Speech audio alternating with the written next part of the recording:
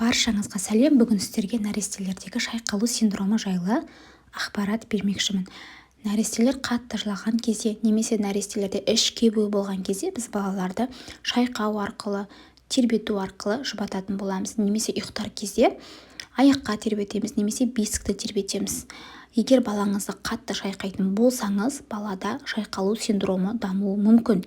Яғни бұл дегеніміз баланың ағзасы қатты сілкінген кезде пайда болатын ағзалық өзгеріс, немесе баланы жоғары қарай лақтырып ойнайтын кезде де шайқалу синдромы дамуы мүмкін. Баланың мойны әлсіз, яғни қатаймаған болып келеді. Ал қатаймаған бас шайқалып, бас ми жасушаларының мембранасы жарылып, ми қабаттарына қан құйылып, бас ми толығымен зақымдалуы мүмкін.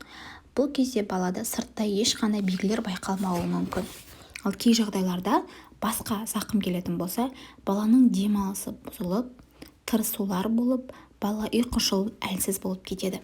Сонымен қатар балада шектен тыс қозғалу, гипертонус немесе гипотонус, тәбеттің төмендеуі, немесе мүлде бала енбей қоюы, мүлде тамақтан бас тарту мүмкін.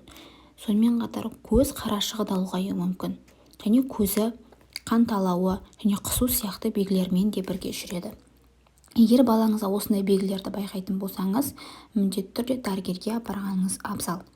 Баланы сілкіген кезде мынадай жарақаттар алуы мүмкін. Бас ми жарақатын алуы мүмкін.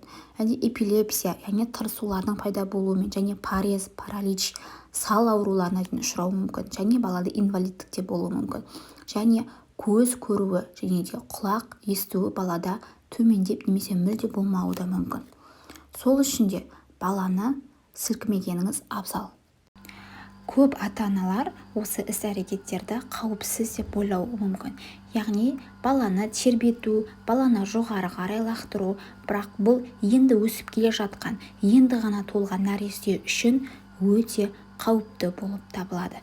Сондықтан да балаларыңызды сілкілеп, балаларыңызды қатты тербетпеңіздер.